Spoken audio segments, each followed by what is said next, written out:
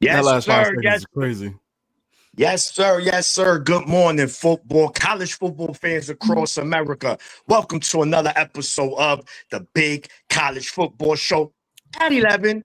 Today, I will be your host, the Maniac. And before I introduce my all-star cast, my brothers, guys, this is the last Saturday of September. Mm. As fast as we want this football season to come and it gets here, is as fast as it goes, man. So let's enjoy it while it's here because next time we see our team play, it'll be October. Also, before we start the games for this week and we recap last night, guys, last night we had an instant classic. We had a conference game between the Florida State Seminoles versus the Virginia Cavaliers. Listen, man, the number 8 Florida State Seminoles took the college football by storm by beating Alabama in week 1. Not only did they beat them, in the words of my brother Johnny, it was a control butt kicking. And look, this was a game they were favored by over touchdown.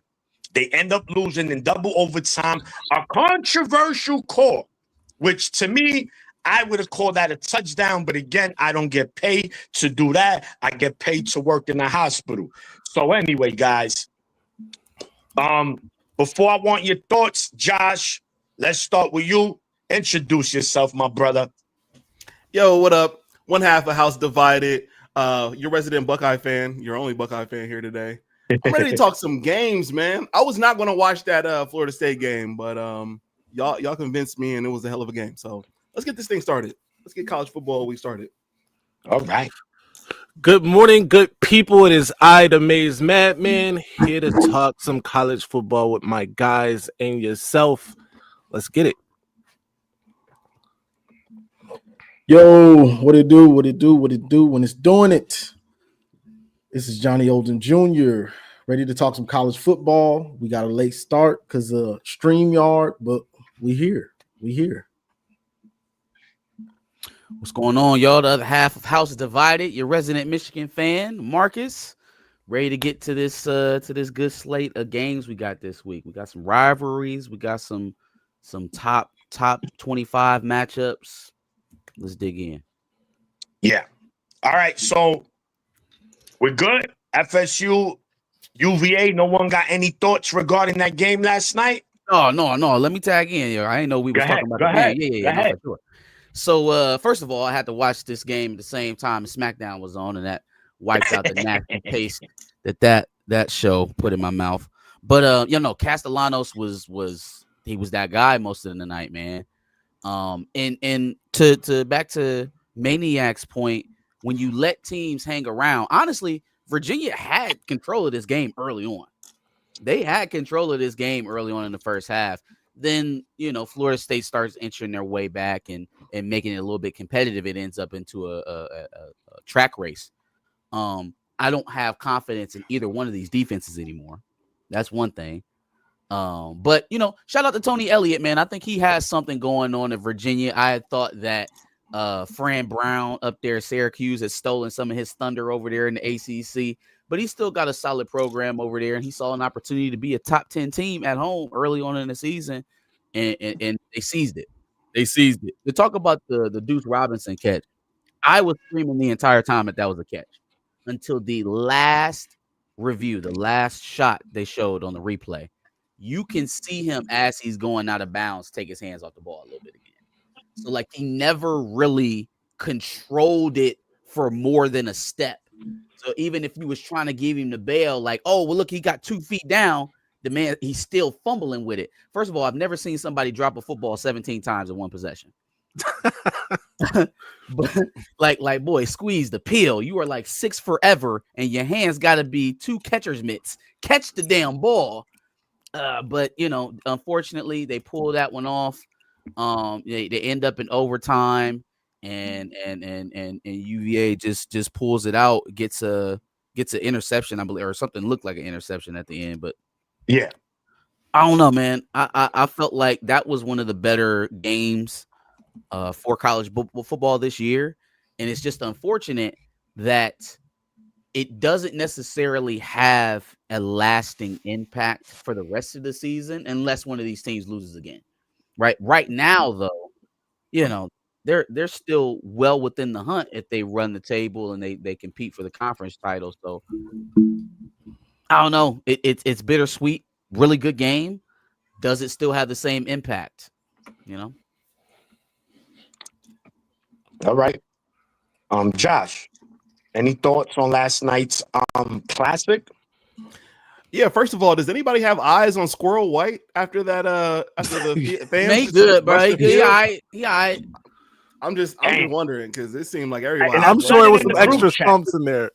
I mentioned it in the group chat. It's not safe, guys. That's just not safe, man. Honestly. Especially in Virginia, they were on the field basically before the play even finished. So, like, I will say, last night's field storming was a bit aggressive, right? And obviously some panties got in a bunch about some hand gestures at the end of the game. I don't want. That was kind of trash. Okay, cool. Whatever you thought about it. I happen to think that that's right in line with the culture of college football, but I understand if you looked at that and was like, come on, we don't need that. I get it. I guess I just feel like if Castellanos would have stole off on him, you know what I mean? Like, where's the barrier?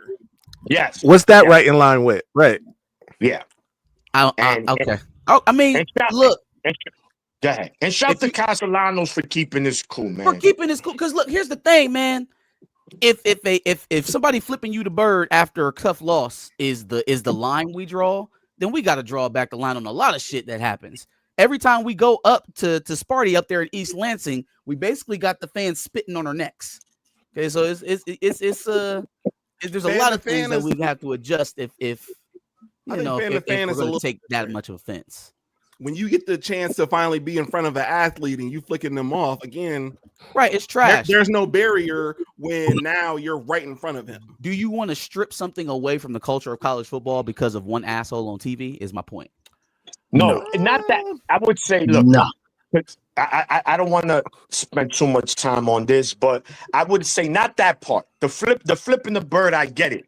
It's the safety. You saw the wide receiver from Florida State. Now he's an opposing player. These fans are not going to care about him, right? Yeah. And eventually someone can get a serious injury is what I'm saying. I mean, it's cool for college football, but at the end of the day, let the players get off the field. Let the fans storm it. I don't care, man, because you're going to get one of these YNs. They're going to knock one of these fans out. I'm telling you. On top of that, typically, there's some kind of barrier preventing this from happening.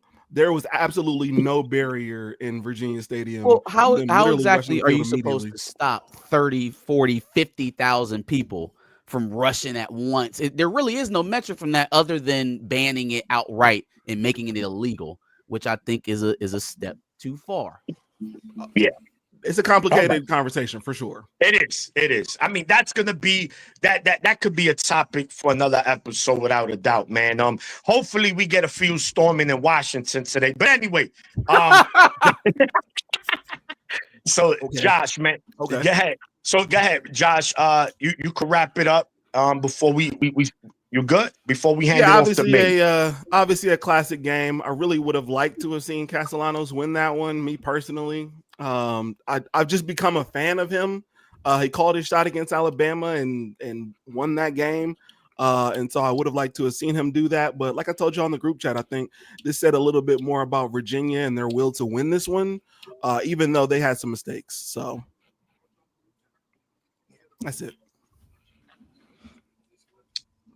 The Maze man. I'll be quick. I think the field. Yeah, I'm gonna be quick. I think the field storming. It does need to be some kind of line there, whatever, because that was aggressive and violent. Let's not forget where this field storming took place. Not to get too into the weeds there, but Charlottesville has a certain history. I'm not gonna dig too deep into that, but if you are Squirrel White, that had to feel like a Michael Jackson concert in '88. The way they trampled my. Leave it at that. Yeah. All right, Johnny. Yo, that's what college football is about, pretty much from top to bottom. That game, Yes, unranked team beats a top 10 team. Yeah, In their own in Virginia. So you had the fans rush the field. That's also part of the game. That's what makes college football. Now, should they have waited a couple minutes? Yeah, but the emotion, the fans, they couldn't wait. They ain't had nothing to be happy about in a long time. So they all just they went crazy. They went crazy. But that game was great. That was a great game, and love to see it. A Friday night game that. Let's see what's going to be on Florida State, Virginia, and then it turns into an instant classic. So that's what it's about. That's college football. Yeah. No, without a doubt, man. Those conference games, you never know. It's funny, right?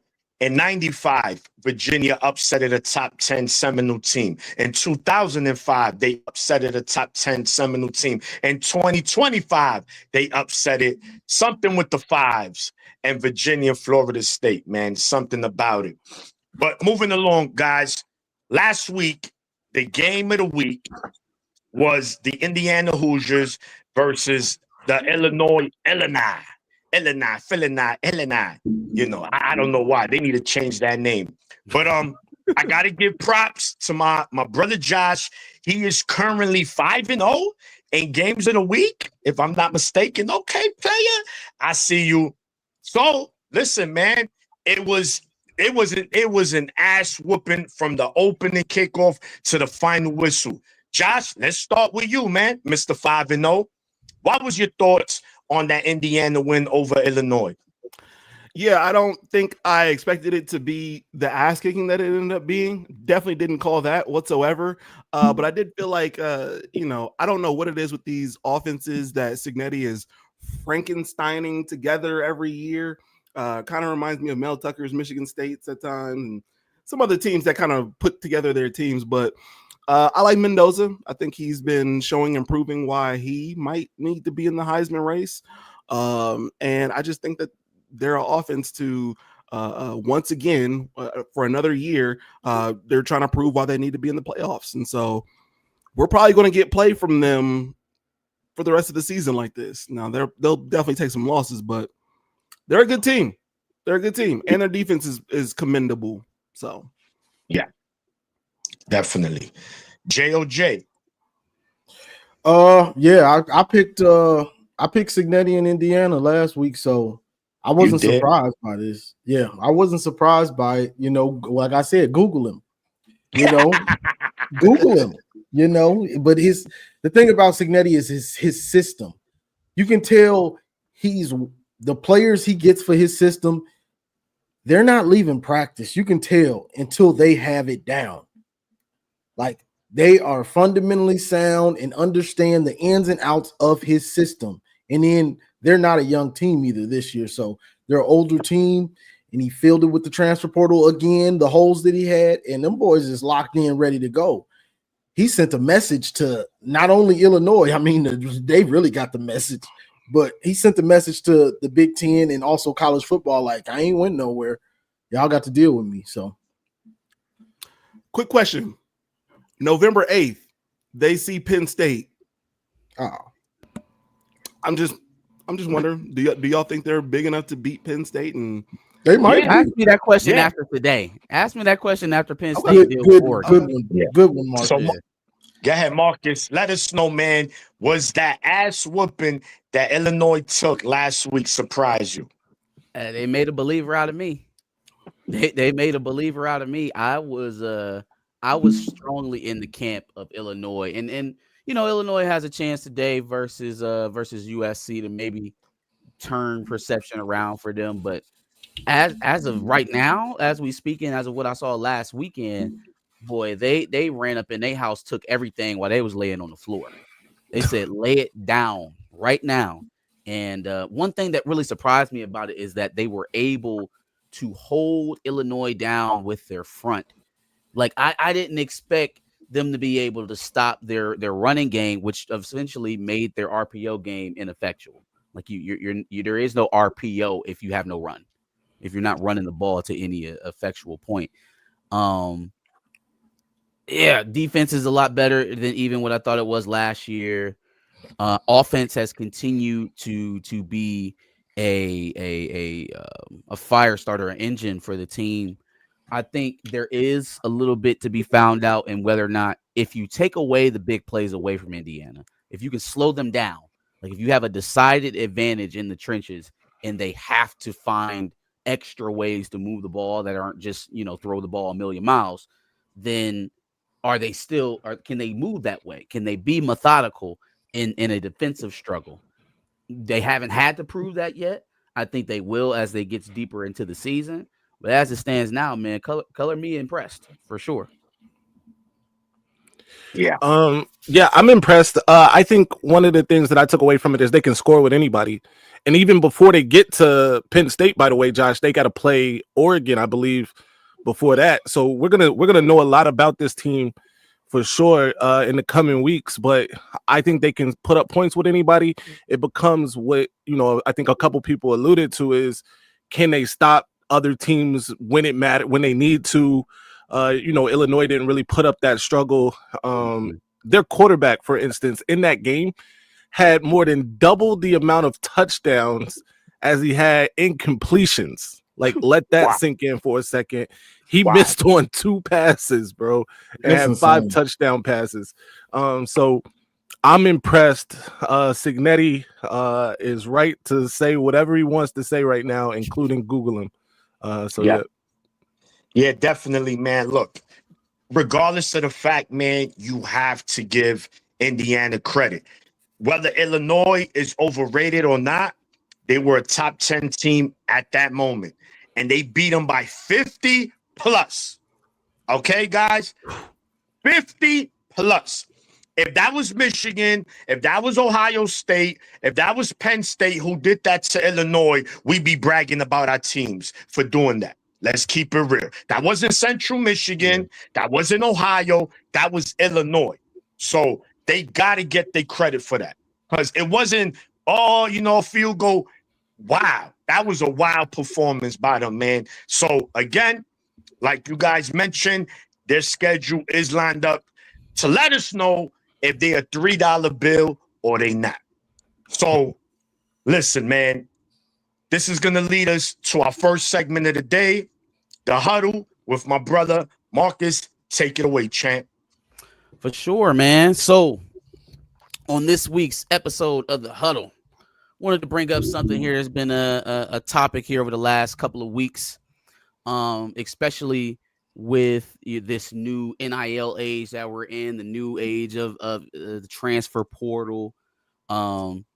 Side note, the spring portal has gone awry. I don't know if anybody knew about that. There is no more spring portal.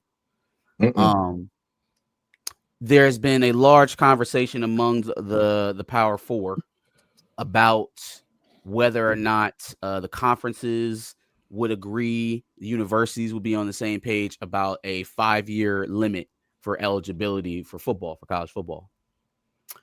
There is currently an ongoing lawsuit with Vanderbilt's quarterback, Pavia. Yeah. Pavia. Him and his starting wide receiver are both. They had to petition the NCAA this year to get their 6th year of eligibility to play college football again. That injunction was upheld by the judge in that case. Usually when that happens, there has to be a plausible idea that you would win that case in court. So there seems to be conflicting odds in this matter, right? The coaches, the conferences want to stick it at 5. And they're also posturing as if that's the eventuality, like that's what's about to happen. I heard this past week Matt Rule talking about it, and he's like, "Well, yeah, we're pretty sure it's going to happen, but we just don't know what we can say now." Well, how are you sure it's going to happen? The judge down south said that Pavia and crew were likely to win their lawsuit. Here's the question I'm posing to the group. 1, do you think the NCAA gets what they want and sticks it at 5? And B, is that even a fair proposition? I will give you, I said 1 and B. Jesus. 1 and 2. I'll give you my thoughts on it real quick, and then I'll toss it off to y'all. I feel like 5 to 10 years ago, this would have been an easy discussion. 5 years is more than enough. College football doesn't need more Brandon Whedons. However, now that we've moved into the realm of amateurism, right, and not just student athletes, now that we've moved into an era where these guys are in a quote-unquote semi-pro league earning dollars for their craft, I don't think you can necessarily put a hard line number on it. If you're still in college football and you have to deal with COVID throughout your recruitment, how do we take that time away from you? You know, that's kind of my thoughts on it. What do y'all think? Maze. Yeah. So I agree. Like I think we touched on something like this last week a little bit. And I think that the natural next step is for there to be a CBA in college football, with the way things are going in terms of NIL dollars, revenue sharing, right? Those types of things are already on the table. Those types of things are being done. Teams have salary caps, basically. So now these student athletes, I don't even know if you call them that anymore, whatever you want to call them, student athlete. The natural progression for them is to get representation, be represented by an organization or a lawyer, whatever it is going to be, to negotiate things like this, right? How many years? Heck, an honest question is, should there be a cap on how many years of college football you can play if we're being paid to play it, right? If I'm being paid to play for, Oregon or whoever, why can't I just do this instead of going, to the NFL or getting into the workforce, right? So these are all questions that are going to need to be answered. Real quick, before we swap it to Josh, you made a good point, Maze. The fact that they're being paid for it, right? There was there's like a labor law that was established a long time ago that prohibits private business from limiting people in like developmental or internship or apprenticeship type of roles, right? To how long you can get paid in those roles, because everybody's development is different. And if we're being compensated for it, you can't stop me from earning money on that craft. And that's kind of the basis of the case with Pavia down there and at Vanderbilt. So that was a good point. Josh? So I guess I get the point that this is basically turning into the NFL G League, effectively. So I get it from that standpoint, but 5 years has always been enough. And I also feel like most of the great players usually leave in 3 anyway, right? We extended it because of COVID. Some players have medical red shirts, but like when one player basically has a family, a wife and kids, and another player is 17 just out of high school, I don't know. I feel weird about that. Ultimately, me personally. Yeah. I don't know. I'm kind of torn both ways, because if I can get paid, yeah, I'm still a student athlete. Yeah, I'm 27, but I'm taking some classes. So why can't I'm taking 2 classes? So why can't I courses, right? Yeah. So, yeah, I'm grown. I'm real grown. Like I got kids and everything, but I'm taking classes and I'm good at football. What's the problem? Yeah. So but I feel what Josh is saying also, that like, bro, this 17-year-old going against you probably, maybe you're a fringe NFL player, but you can't get you want to be on the team. You don't want to be on the practice squad in the NFL. You want to be playing. So you just staying in college. So like Ryan Williams is painting his nails and playing with Labubu's, and fucking and Pavia is about to sign up for AARP, and like what are we doing? So let's add another thing to this, because I think the idea of these 6th, 7th year players has gotten a little bit stereotypical, right? Like a guy who hiding in the equipment closet so he could stay on the roster type shit. There's the reality is that if you're there 6-7 years, you've probably had your season derailed in one way or another multiple times, whether that's through injury, whether that's through coaching, regime change kind of stuff. Like there's been major turnover that's caused you to have to be displaced and not necessarily you choosing. Now, if you're Cormani McClain, yeah, maybe that's a door we can shut. You know what I'm saying? If you didn't play for 3 college football teams in 4 years, that's probably a you thing. But if I had to set out because of pandemic and then I come back and my coach leads us to 14-0 and then goes down to Baton Rouge and picks up an accent and then I get injured the next season, like, yeah, I want to get a chance to actually use my eligibility and not be in the IR, not be trying to find a new roster to line up on. So that's kind of what's in my mind in these days, because the roster turnover is so frequent. That's part of the reason why they're extending eligibility as well. Yeah. No, I want Cade McNamara to continue playing. I'm just saying. Yeah. I'm just throwing that out there. Yeah. It's look, man, unfortunately, I believe it was Josh that mentioned that he said this is becoming the NFL G League, where now the NCAA has become more of a business than anything. It's about money now, right? We've seen players. One of the biggest reasons we got Bryce Underwood to come to Michigan was, the money. That was a part of it, right? Not all of it, but part of it. That helped a lot. So, and these players, if they're gonna milk it, they're gonna milk it. Look, it's like here in New York City, man. I got coworkers who's making $90,000 and they still get EBT and Section 8, and I'm like, how you get that? How you get that? Like how you doing the system like that, right? So. But for those who know, EBT is food stamps and all that. I don't know, just in case. I don't know how they call it in other states. No. You know what I'm saying? What's understood don't need to be explained. And I'm just saying, but I think the same thing with college football, man. These players, they're gonna find a way. Shit, if I could stay 5-6 years and get paid, shit, why not? Like we said, they know. You know your value. If you're an NFL prospect, you're not going to stay in college football that long. You're trying to get into the league as soon as you can, as soon as you're eligible after 3 seasons. So, yeah, man, I mean, good topic, Marcus. Thank you for that, man. That was informative. This is something we will be speaking about as the future of college football goes on. All right, guys, so let's get to it. Today, we have a very, very good slate of games. And as you know, we do the game of the week last. So we're going to start with a game that could have been game of the week, but it's not.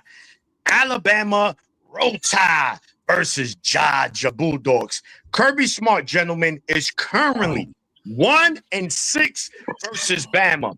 1-6. His last win came in the 2021 National Championship. He has lost 2 in a row since then. Does Kirby get it done today? JOJ. I think Kirby does get it done. Honestly, I don't like to pick against Georgia very often, really. But I'm going with Georgia mainly because I'm not sure if Bama's ready just yet. And I guess you could say the same about Georgia, but I've seen Georgia go head to head with Tennessee, offensively, which isn't easy to do, but I'm still waiting to see about Alabama. To me, if they can't run the ball consistently on Georgia, they're going to have problems. Georgia likes to be a balanced team, which that's how you should play the game. But if Alabama can't do the same, they're going to have problems, because to beat Georgia, you really – if you have a great quarterback that can slice and dice, you have a shot. But you really want to be able to be balanced to beat Georgia, be able to establish the run. So I have Georgia in this one. No doubt. So I feel like I think one of the things that isn't being spoken about enough in this rivalry, they've played a bunch of times since Kirby Smart's been there. He's obviously 1-6 or whatever his record is. This is the first time they're playing a true home game for Georgia at Georgia during his time there. First time that Alabama's been on the road to Georgia since like 2015. That said, Alabama seems to have Georgia's number. Even last season, Kalen DeBoer, got that win over them. Ryan Williams, made a spectacular catch in the end. It was a great game. Ended up being a great game. Looked like it was going to be a blowout. I'm going to take the upset here. In Alabama, there should be another A there. Is going to beat Georgia. Give me Alabama. Roll Tide.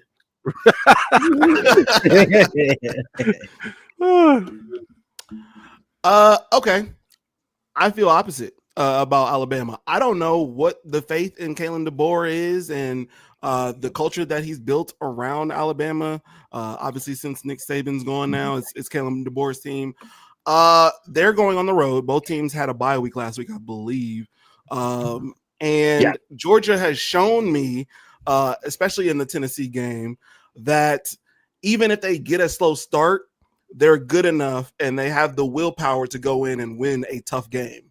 And so even if Ty Simpson gets it going somehow against Georgia, I still take Georgia. I still take Kirby Smart. I just think they will probably want it more as well. I got the Bulldogs for sure. Yeah, I'm not gonna be long-winded about this one. Go ahead and give me Georgia. I think this will show you for real what's going on at Bama. This game right here. You said Kirby Smart's 1-6 versus Bama overall. Yes. Okay, 2-6 after today. Give me Georgia. Hey. Yeah. It's real quick. It should be another classic, man. Kirby, I think Georgia's that drag them out team. This is a different kind of Georgia team this year, man. I think they could get it done. They could score points with you. I think they could beat you in a low-scoring game. I think this is the Georgia team we're going to get. But I think it'll be another SEC classic. I think Kirby definitely gets it done today, but it's going to be a goodie, man. It's the mental block. You got to get over that, man. So I'm going to take the Bulldogs as well. Another SEC showdown. These two are undefeated. You have the LSU Tigers, who many feel could be the number one team, but offensively, they've been not looking elite at all. Their defense has. Ole Miss, we know their coach, Lane Kiffin, he's always on the verge of this might be it. And then James Franklin. Does Lane Kiffin get it done today, guys? Marcus, we'll start with you. It's an interesting matchup, right? Because you're never really going to get me fully on the Brian Kelly train in terms of being a truly elite coach. But you sit him next to a guy like Lane Kiffin, who I feel like has been hiding in the weeds for years, and now it becomes a little bit of a tricky proposition. I'm looking at LSU's ability to play the run versus Ole Miss's running game as a key factor in this. Who kind of tilts that battle? I'll give the edge to LSU this week. They're higher rated. I've been more impressed with them earlier on this season than I have been of Ole Miss. I don't feel crazy confident about that pick, so I'm kind of side-eyeing it. So I'll go LSU over Ole Miss in a close one, 24-21. All right, JOJ. Going at this LSU Ole Miss thing, just like I said with Bama and going against Georgia, LSU is a one-dimensional team. They can't run the ball well. Ole Miss is a pretty balanced team. They can kind of do what they want to do for the most part. And then the quarterback, Chambers, he's slick, dynamic. So that's another headache. He's a dual threat, air, ground. So I'm taking Ole Miss because of that, because you need to be able to be complete. That's the goal. Be a complete offense, complete defense, can run, pass. LSU can't run the ball. So that's a problem. So I'm going to take Ole Miss because of that. Where they playing that? At Ole Miss or at Baton Rouge? Oh, yeah, it's where? It's at Ole Miss. So I think Brian Kelly I was about to call him Brian Hurdle. Brian Kelly has cleared one of those hurdles that he's faced early, with the big win. What now doesn't look like such a big win to start the season against Clemson. Looks like the YMCA of Duluth can give Clemson a good game. But I'm just saying, those are games that historically, especially at LSU, he hasn't won, right? Those big ones out the gate, he did that.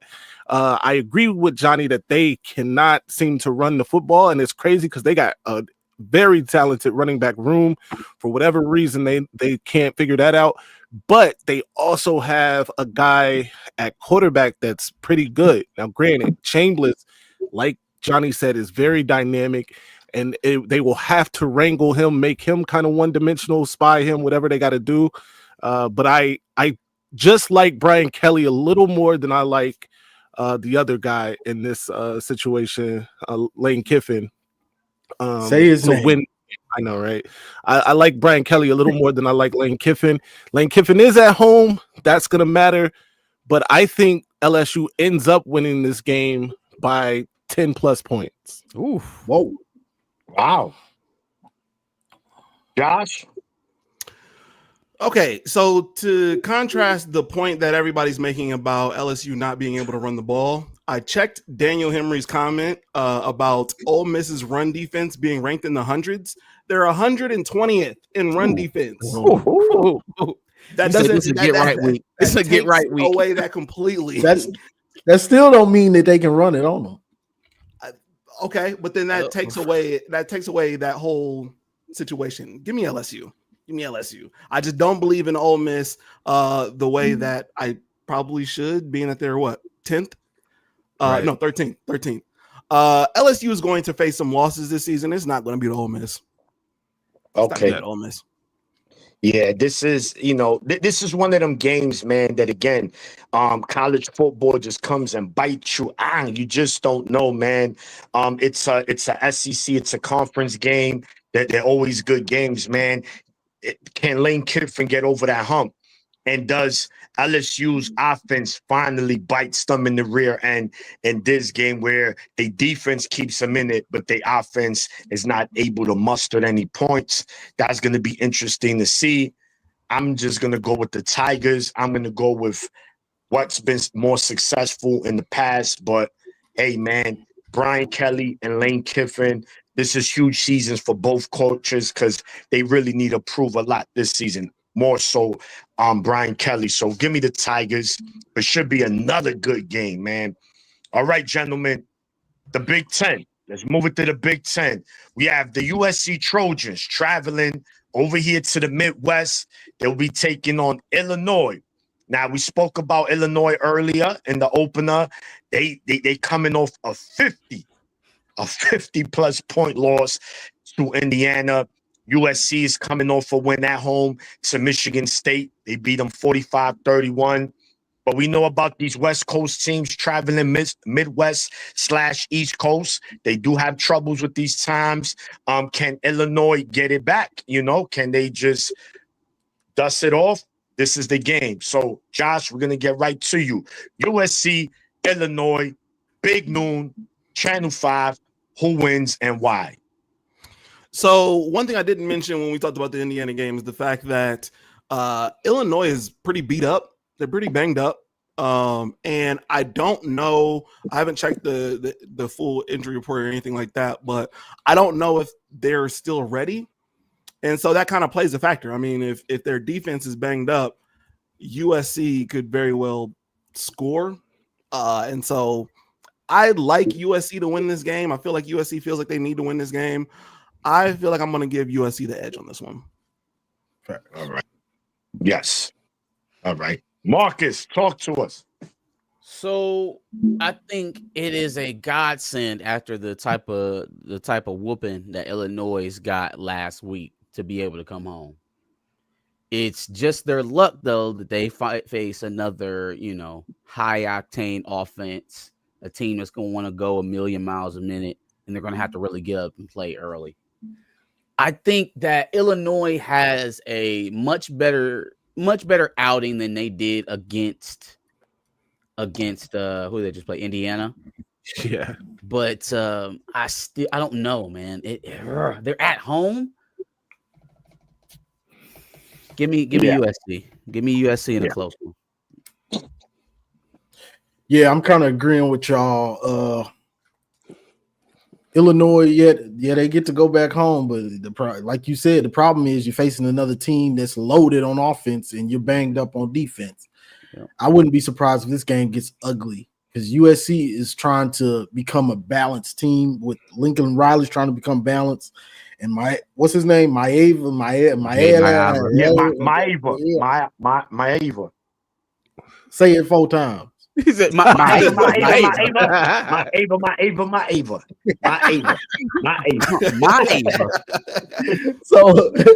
So, and he's dynamic, Sorry, I can't say those names correct half the time, but he's dynamic. And with those running backs and what they're doing on offense, I think Illinois is in for a 2-week headache right now.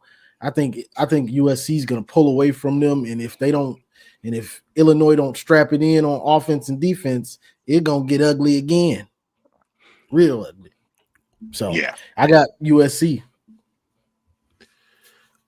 Yeah, I'm not going to disagree with any of these guys. I think USC is going to win this game. I do think that we saw that whole thing with these new big teams traveling east, and then traditional big teams traveling west, and there was something to that last season.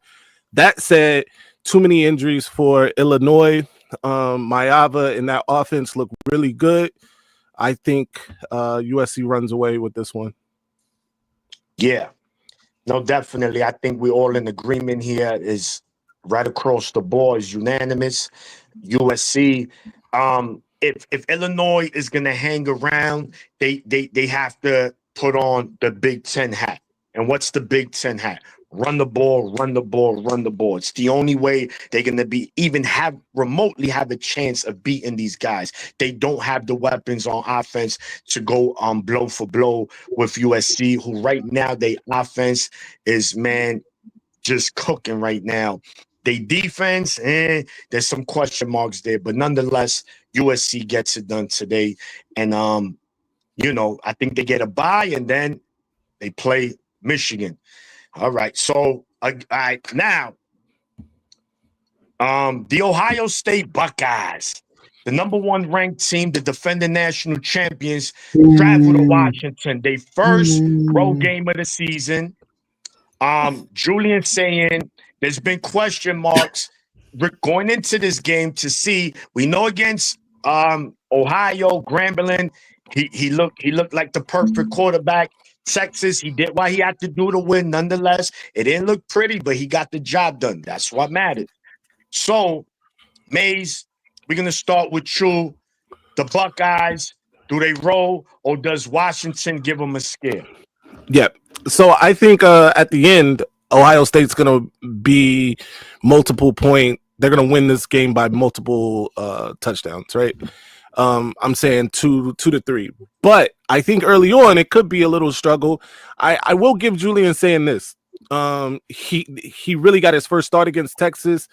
He did well enough. He made some throws when he had to make some throws. Carnell Tate, I still don't know how he caught that touchdown, but that's neither here nor there. And the thing is, he's able to grow and progress as the season goes on, right? He's starting to get a better run game. I think they may have found something with Bo Jackson. I don't even like calling that guy Bo Jackson, but call him Lamar Jackson then. Lamar Jackson, right? Either way, you know what I mean? Either way, they might have found something with the young guy there to kind of help say it. And I just think, this is another stepping stone, right? This is another, you're traveling west, it's your first true road game. But Washington's defense just isn't good enough. They're not going to be able to really slow down Ohio State, in my opinion. And the game is played at noon Washington time. If this was a night game, maybe it'd be a little different. But I think Ohio State wins this one easily. All right, Josh, your boys. First road game of the season, man. Talk to us. First of all, Marmar, what up in the chat? Okay. I'm also reading the chat. I'm reading the chat like crazy right now because I feel like I'm being trolled. I don't know how anybody realistically has Washington winning this thing. Now, can it get close at times? Can Ohio State have a slow start? Sure. But Ohio State is winning this game. I don't know why we're doing this. Jay Marion said Washington 22 straight home wins. Who are those wins against? The best team that they played during that 22 straight home wins was Oregon with Bo Nix. Is Ohio State better than that Oregon team? TBD. No. TBD. I think Ohio State is better than that Bo Nix team. But remember, Josh, games are not won on paper. Even if not, that Washington team had Michael Penix and countless receivers that were better than the receivers that we currently. Give all credit due to Jonah Coleman, to their quarterback. I don't know why I can't remember his name. To Denzel Boston, his father's legacy. Demond Williams. Yep. Demond Williams. Yes. Give all credit to them. They're talented. Their offensive line is not good enough. So I hope that this is the game that our defensive line eats.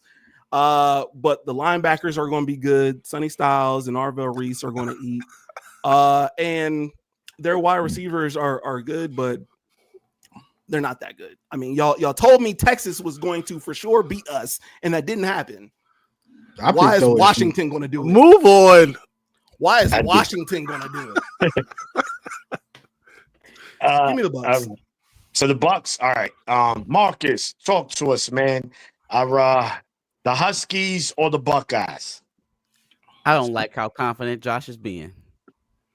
I don't like how dismissive he's being to Demond Williams in the offense out of Washington. I don't like how dismissive he's being to 22 straight home wins. I don't like it. Nobody's. I don't like how dismissive he's being to former Wolverine Jed Fish. I don't think you paying the proper amount of homage. Give me Washington by a field goal. Stop it. Stop it. You don't believe that. Let's go. Book it. You don't believe that. I'm just throwing putting it down. Okay. All right. Oh. What's your game of the week? JOJ, who gets it done today? Does Jeff Fish puts his name in the forefront of college football today? I don't think he does. OSU, that defense. The thing is, when you play good defense, you got a chance against everybody. And if they don't play lights out, you're probably gonna beat them. So, me looking at this game, Ohio State's offense, we still got questions about Julian Sayin somewhat, but defensively, we don't have really any questions like that. Not yet, at least. And so when I look at this matchup, I see two ways Washington could win this. One is if they were somehow able to grind out the clock and make the game short, fewer possessions. But I don't think they can do that against Ohio State. Well, I take that back. You might be able to up the middle if you're getting those defensive tackles, but you have to be patient to do that. I'm not sure if Jed Fish wants to do that. The other way is, okay, we're going to turn this into a shootout. We're going to find a way to throw this ball and turn this into a shootout, and we're going to no huddle. We're going to hurry up, and we're going to get y'all gassed. Either way, I have to see them execute either one of those game plans before I believe that they actually can execute those game plans. So I'm taking OSU. I just don't believe that they can do it or slow down Ohio State enough. Is nobody concerned by the red zone woes last week versus Ohio? Like nobody. Well, they had a bye. They had a bye last week. Or the last prior. game they played. Yeah. The last game they played against Ohio. No one's concerned about the red zone woes versus Ohio. No one. Everyone just sees that as not enough to pick Washington. Yeah. Right. No, it's so it is. I mean the obvious. Like, come on, man. Anybody that watches college football, you got to take the Buckeyes in this game. They just a better team all around. Now, does Washington have talent on their roster to give OSU trouble? Absolutely, because Jeff Fish is a mastermind. And I'm pretty sure they're going to implement a lot of eye candy things to get the defense going. Is that going to be enough? Probably not. They have to lean on Jonah Coleman. He's a big physical back.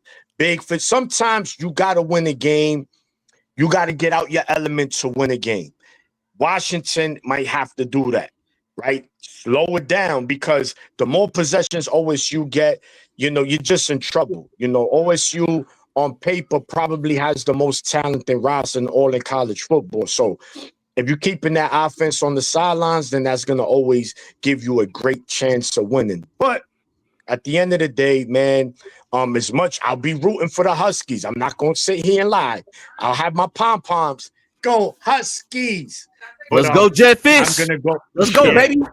But when it's all said and done, I expect OSU to win this game. It wouldn't shock me if it's like a one-possession game in the fourth quarter, but OSU gets it done. I say about 14 to 17 points. So, all right, man. Now that's going to lead us to our game of the week. We have the Penn State Nittany, Pennsylvania State Nittany Lions versus the Oregon Quacks. The Oregon Quacks. What a name of duck. Yeah, that sounds so tough, right? We're the Ducks. Man, bring the ugly duckling out of here, man. Ain't nobody intimidated by no damn duck. But nonetheless, Oregon is a very, very good team. They do have one of the premier younger coaches in college football, and Dan Lanning. He led them to an undefeated regular season last season and the Big Ten title and their first season in the Big Ten, but we know what happened in the playoffs. Guys, big game for both coaches coming into the season. A lot of people, including myself, I picked Penn State to win the Big Ten. I even went out on a limb and picked Penn State to win the Natty. Man, oh man. But the point is this. James Franklin needs to get it done. This is his year. Now, Marcus, we're going to go with you. Does he get it done, or James Franklin does what he does best? He James Franklin. I mean, if those are the two options, I'm going to go with James Franklin. Real quick, Marcus, before you go, it's also a whiteout, guy. It's a whiteout game, 7:30, along with Alabama, Georgia. Why do the football gods do us like this? But it is what it is. Go ahead, Marcus. For sure. So no, in all seriousness, this will be a heavyweight bout, whiteout, primetime game. Oregon's catching it on the road. I wouldn't say it's the first such matchup for Dante Moore. It's the first matchup where his team was as good as it is at this point, right? So it may be a little bit of a different level of pressure, being that he's been the driving force. That's right. I would say that the biggest factor, it feels like, is the defensive pressure from Penn State with Sutton and company. They kind of got waves of guys that they can come at you, they pressure the quarterback. The problem is Oregon has an answer for that. They have tempo. They have RPO game. They have lateral plays that'll keep the defensive rushers at bay. They have answers for what Penn State presents as a problem. Is that the same on the other side? I also happen to believe that in a presser situation, one of these coaches is going to burst. It's more likely to be Franklin than Lanning. I would say. Give me Oregon in a huge road win. All right. Mays. Yeah. So I also am picking Penn State to win this game. I think that James Franklin has to win this game. He's got another game on the schedule that he has to win more than this one, but this is a game that I think they have to win as well. Look, as much as we make fun of Drew Aller and James Franklin, Drew Aller is a veteran at this point, right? Drew Aller has been around. Drew Aller led his team to 2 playoff victories before obviously throwing the worst pass in playoff history instead of just taking the sack or whatever it was to go to overtime. Didn't you interview him back in the day? I interviewed Drew Aller. It was it's a legendary interview, by the way. One of the best interviews. One of the best. He's actually here with me right now, but We'll hold off on that. But look, I think he's got support too, right? He's got a very good running back tandem behind him. He's got help on the outside now. He did lose his best weapon from a season ago, but they're primed. That defense is going to be good. They're ready. They're at home in the whiteout. Here's what I don't like. Hey. I don't like that they're called the Nittany Lions. That's a stupid name. What the hell is a Nittany? Secondly, I don't like they play in Happy Valley. It sounds stupid. It sounds like a welcoming place, right? If I'm a road team, I want to go to Happy Valley. Yes, take me to Happy Valley. I also don't like that they play in Beaver Stadium. What the hell has Beaver got to do with the Nittany Lions or Happy Valley? Yeah, it's all that random. aside. All that aside. He has to win this game. I do think Dante Moore is playing lights out football. Mm-hmm. That offense looks well oiled. Pause. And Dan Lanning has proven that he can do this. One thing that gives me confidence that Penn State can do it is the Big Ten championship game from last season. Oregon got up big a couple times. Penn State fought back each time. Penn State, if they get that defensive stop on that final Oregon drive, we don't know what happens. Give me Penn State in a close one. All right. Josh, by the way, before you go, Josh, be advised, guys, my brother is 5-0 on the game of the week, so you might want to listen a little close. All right. In 1999, No, Penn State was Penn State was number 2 against an unranked Minnesota, up 24-23. What happened? Y'all are all Michigan fans. In 2005, Penn State was number 6 against an unranked Michigan, up 25-21. What happened? I remember that game. Mario Manningham back in the end zone. Last season, given the easiest road in the playoffs, Penn State was number 6 against number 7 Notre Dame. Game tied 24-24. What happened? Right. The football gods hate Penn State, and it has nothing to do with James Franklin. but when I add James Franklin into this equation, he does not win big games, and we all know this. Drew Aller has been touted as this great quarterback time and time again. Going into this season, Penn State was supposed to be world beaters. What happened to that? Nick Singleton and Katron Allen don't look like the Nick Singleton and Katron Allen from their freshman year. Their offense struggled against FIU and Villanova. Why do I believe in Penn State just because this is a whiteout? They are not playing up to the level of any kind of expectations. The wide receiver haul that they got has not performed. Their defense is decent, and obviously Jim Knowles, I got to give him credit at some level. But this Oregon team, heralded by Dan Lanning and his aggressiveness, is going to get up early, and Penn State is not going to be able to come back in this situation. They're just not, because they're not that good on offense, as we all thought they were going to be, and Oregon's going to give it to them. They just are, right? Even if it's close in the first half, it's not going to be by the time the game ends. Give me Oregon, give me Dan Lanning, and I'll be honest with y'all, I see a world where Penn State loses 3 games this season. I'm just throwing that out there. I'm just throwing that out there. Wow. Give me Oregon. All right. Give them Oregon. Listen, look, Johnny, you win? No. Oh, go ahead, Johnny. Go. Oh, I got Oregon in this one. You know, I'm sure Dan Lanning will have some type of pregame speech like it's the national championship to get his guys ready for it.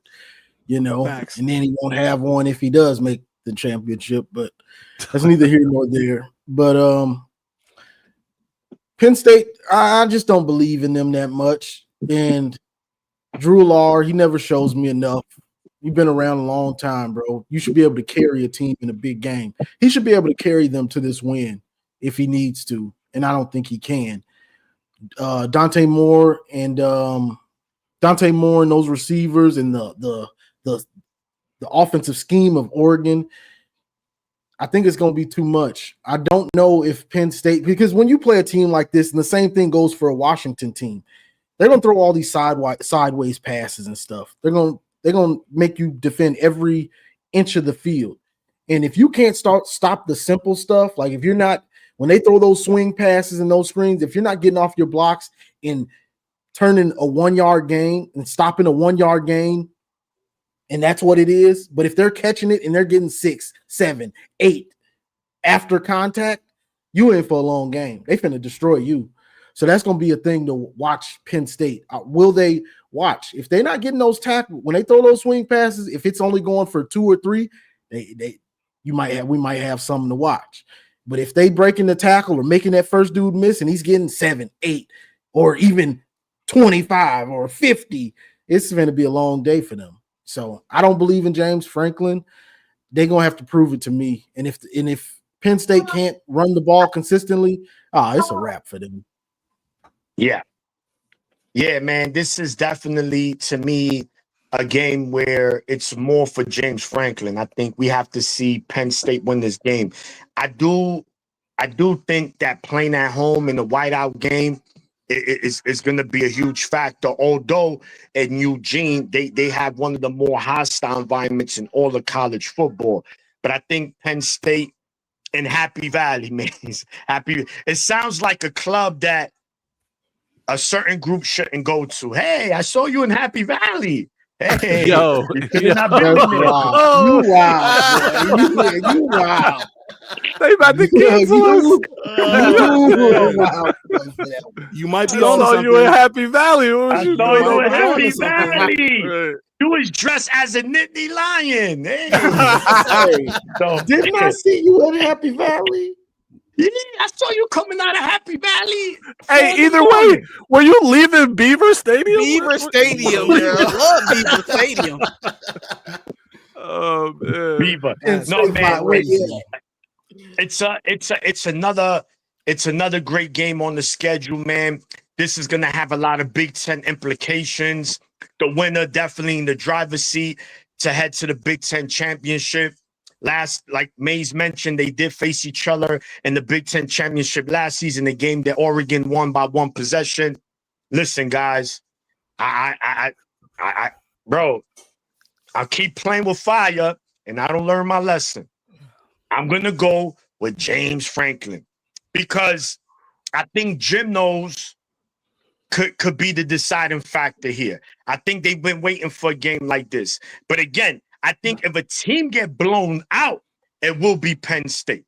I think if Penn State win this game is a 1-possession game, Oregon has Sadiq. They have Decorian Moore, probably the best freshman in all of college football, not named Bryce Underwood.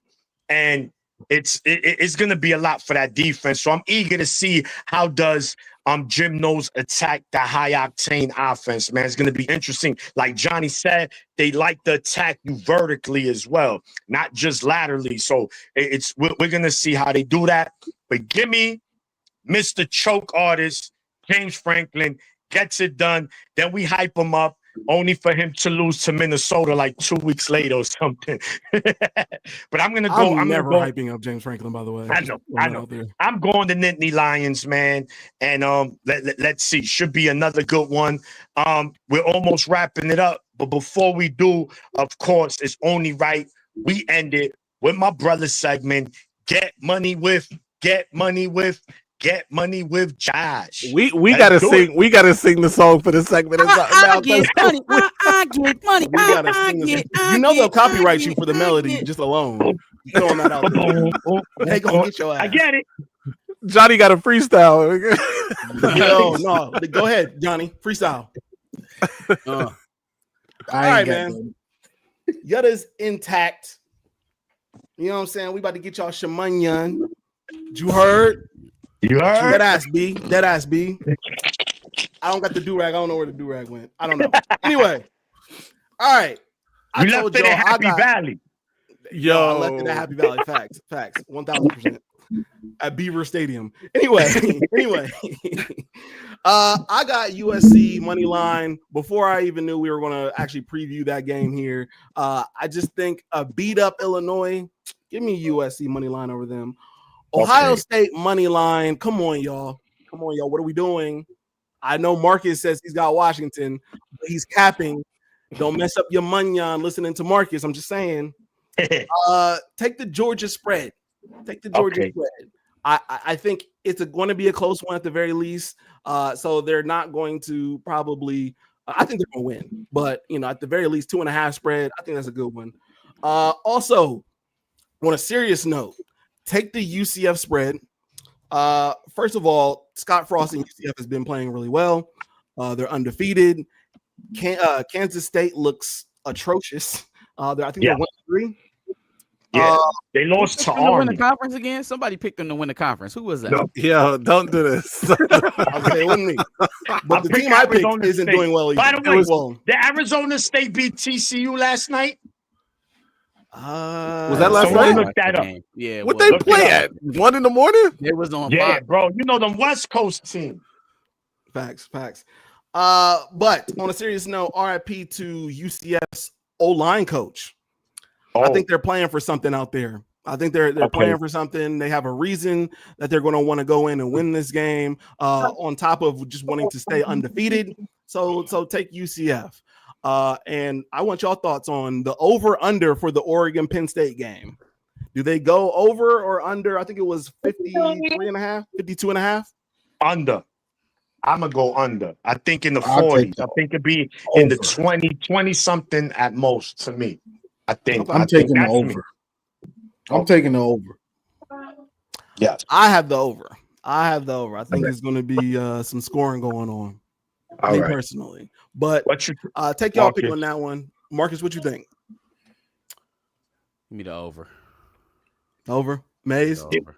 I'm gonna go under. Okay. Y'all take your pick. I think we got a split decision here. So yeah. I don't know. Look, we'll see. Before we wrap it up, man, honorable mentions, Tennessee, Mississippi State. Mississippi State is undefeated, by the way. One of those teams that no one's speaking of.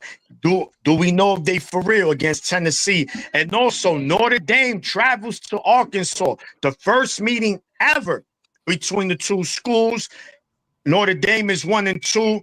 Arkansas, watch out. I can see them beating Notre Dame. It's in Arkansas. So that's going to be interesting. I know Johnny, he has his bag of trolls ready if they lose again for my man Notre Dame. But guys, again, for everyone who tuned in, man, we do appreciate you guys. College football is ready to start. It's 12. Every Saturday, the big college football show at 11 with your boys here. Until next time, we'll see you next week at 11. Don't make me mangada in your face. And we Ladies and gentlemen, this might be our best season ever.